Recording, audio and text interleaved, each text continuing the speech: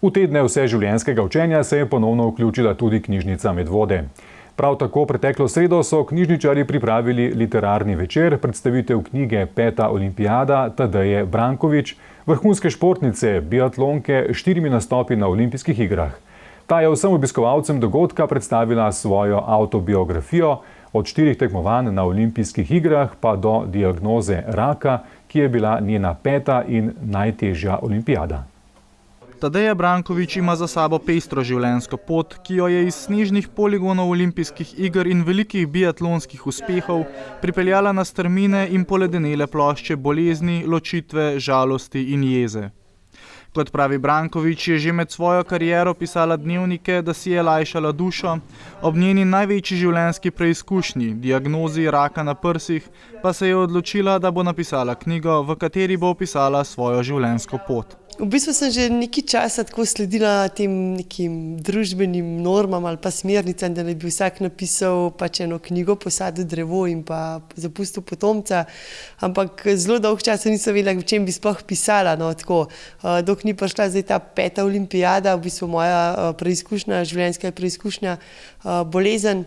Tako da sem že imela neko inspiracijo, ampak nisem si tako predstavljala, da bo to res tako nastalo, dok se nisva srečali z mojo prijateljico Petro Majdič in v bistvu bila ona tista pika, nekaj rekla, ne, ti moraš to napisati. In dejansko sem se res tako zavestno odločila, da grem v knjigo. Res pa je, da sem že v času kariere in pa športni dnevnik tako veliko si zapisovala, ker se mi zdi, da tudi zapisovanje nek del terapije.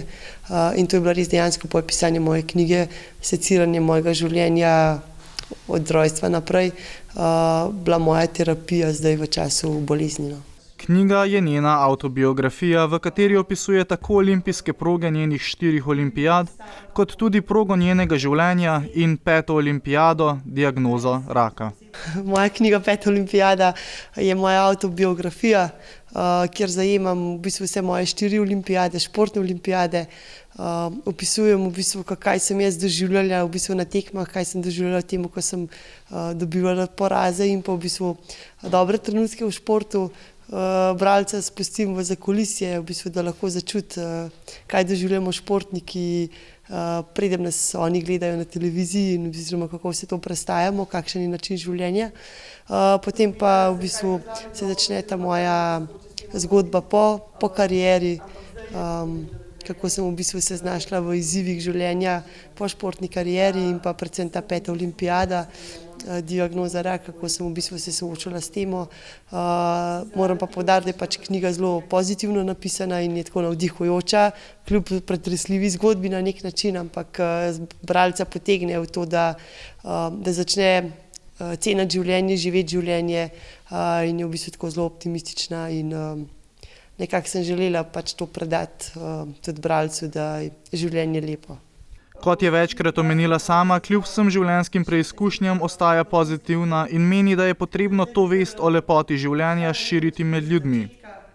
Prav zaradi tega je tudi v njeni knjigi opazen optimizem. Knjiga je napisana zelo neposredno in zelo iskreno, zaradi česar Brankovič ne dvomi, da se bo bralcev dotaknila in da bo ljudem, ki so se znašli v podobnih stiskah, ulila upanje in lajšala spopadanje z njimi. Avtorica si želi, da bi knjigo bralci vzeli kot učbenik, v katerem spoznajo, da optimizem, pozitivnost, dobra energija in vztrajnost pripelje do ciljne črte. Ker drugače je v bistvu tako zelo sploh v zaključku knjige, v tem zadnjem delu knjige, poudarjam v bistvu sploh to, kako je življenje v bistvu lepo in kako smo v bistvu ljudje, kako premalo cenimo to, da smo pač tukaj in da imamo možnost vsak dan vstati in pač novim dogodivščinam naproti. Premalo izkazujemo te hvaležnosti, vse nam je samoumevno, kar to pač ni. In sama sem na nek način tako poizdelala, da vsak dan je čas za nasmeh, za hvaležnost in pa za upanje. Tadeja Brankovič je dala skozi že mnoge preizkušnje, tako v osebnem življenju, kot tudi v športni karieri. Kar 4-krat je zastopala Republiko Slovenijo na olimpijskih igrah, pri čemer je leta 2006 na olimpijskih igrah v Torinu nosila slovensko zastavo. Leta 2010 je zadnjikrat nastopila na olimpijskih igrah, a na vseh tekmovanjih je dokazala, da je res vrhunska športnica in da sodi v sam vrh svetovnega biatlona.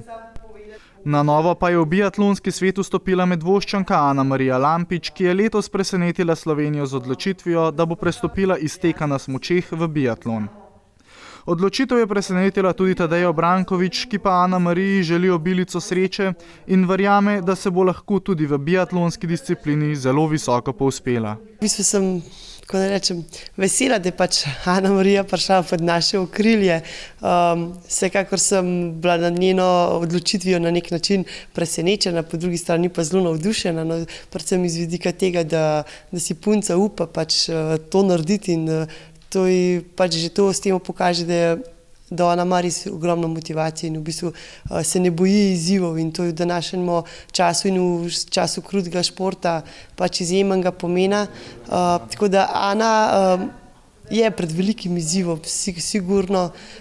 Seveda je še mlada, da se marsikaj, lahko bomo čez eno leto ploskali za njo na največjih tekmovanjih in ji čestitali za dobre uvrstitve. Vendar pa je disciplinica si na nek način sorodni, po drugi strani zelo različni, predvsem ta del, strelski del je zelo neodvisen od teka in Ana bo tukaj imela pač zelo zahtevne naloge, ima pred seboj, no, ampak sem prepričana, da jim bo kos in da čez 4 leta, težko je pričakovati, da bo to že v letošnji sezoni, ampak nek olimpijski cikel 4 let pa mislim, da lahko pokaže tisto, ali je bila odločitev prava ali ne.